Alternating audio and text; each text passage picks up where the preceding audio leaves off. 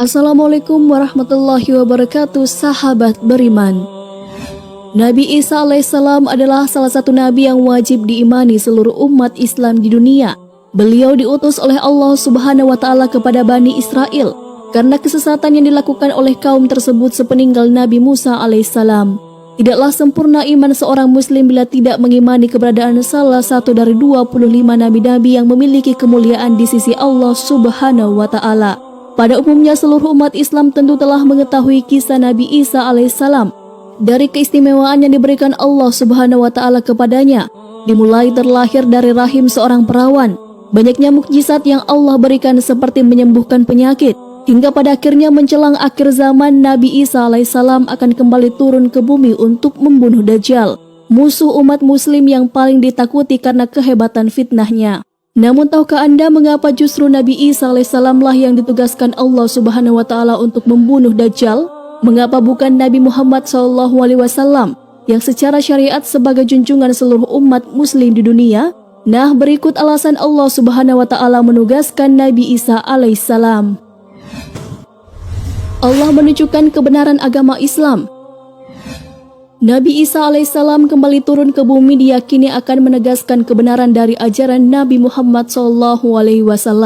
Tidak bisa dipungkiri bahwa saat ini banyak umat Nabi Isa yang tidak menerima ajaran Nabi Muhammad SAW. Padahal Nabi Isa alaihissalam merupakan pengikut dari Rasulullah SAW. Al-Baghawi menceritakan dalam tafsirnya bahwa ketika Isa alaihissalam mendatangi Baitul Maqdis, di mana orang-orang sedang bersiap sholat asar, maka imam di masjid itu mundur dan menyuruh Isa untuk maju. Namun Nabi Isa enggan dan ia tetap sholat di belakang imam dengan syariat Nabi Muhammad SAW. Kami telah mendapatkan riwayat dari Nabi SAW.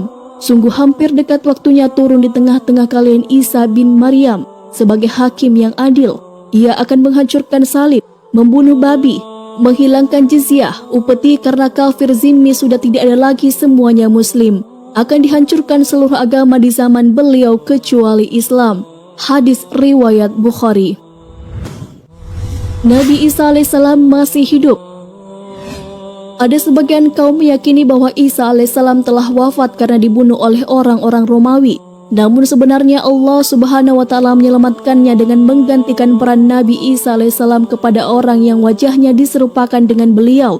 Sedangkan Nabi Isa alaihissalam sendiri diangkat ke langit atas izin Allah Subhanahu wa taala. Karena ucapan mereka orang Yahudi, sesungguhnya kami telah membunuh Al-Masih, Isa putra Maryam, Rasul Allah. Padahal mereka tidak membunuhnya dan tidak pula menyalibnya. Tetapi yang mereka bunuh ialah orang yang diserupakan dengan Isa bagi mereka. Sesungguhnya orang-orang yang berselisih paham tentang pembunuhan Isa benar-benar dalam keraguan tentang dibunuhnya itu. Mereka tidak mempunyai keyakinan tentang siapa yang dibunuh itu, kecuali mengikuti prasangka belaka. Mereka tidak pula yakin bahwa yang mereka bunuh itu adalah Isa. Quran Surah An-Nisa ayat 157. Menegaskan kemuliaan Nabi Muhammad SAW. Banyak yang beranggapan bahwa Nabi Isa alaihissalam lebih mulia dibandingkan dengan Rasulullah SAW karena banyaknya mukjizat yang diberikan Allah kepada Nabi Isa alaihissalam. Kenyataan justru mengungkapkan bahwa Nabi Isa alaihissalam sendiri telah menjelaskan kepada umatnya bahwa akan datang Rasul terakhir setelah dirinya. Nabi Isa alaihissalam sendiri merupakan pengikut Rasulullah.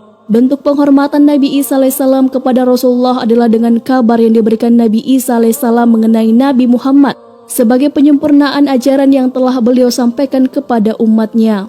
Allah Subhanahu wa taala berfirman, "Dan ingatlah ketika Isa ibnu Maryam berkata, 'Hai Bani Israel, sesungguhnya aku adalah utusan Allah kepadamu, membenarkan kitab sebelumku yaitu Taurat, dan memberi kabar gembira dengan datangnya seorang Rasul yang akan datang sesudahku, yang namanya Ahmad Muhammad.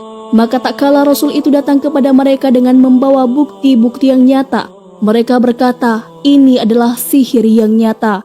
Quran Surah As-Saff ayat 6.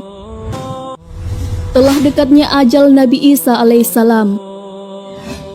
Sebagaimana telah dijelaskan sebelumnya bahwa sebagian kaum beranggapan bahwa Nabi Isa alaihissalam telah wafat, padahal Nabi Isa alaihissalam akan wafat setelah melaksanakan tugas yang diberikan Allah Subhanahu wa taala menjelang akhir zaman.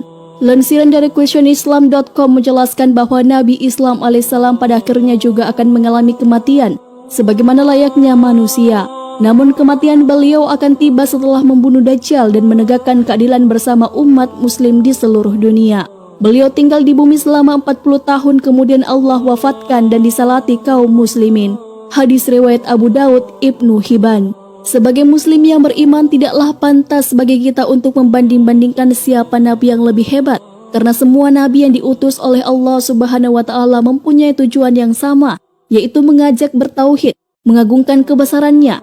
Nabi Isa alaihissalam selain ditugaskan Allah Subhanahu wa taala untuk membunuh Dajjal pada akhir zaman, ternyata beliau juga akan memiliki tugas dan maksud tertentu yang pada intinya adalah menegaskan ajaran yang dibawa oleh Nabi Muhammad SAW kepada seluruh manusia yang ada di dunia.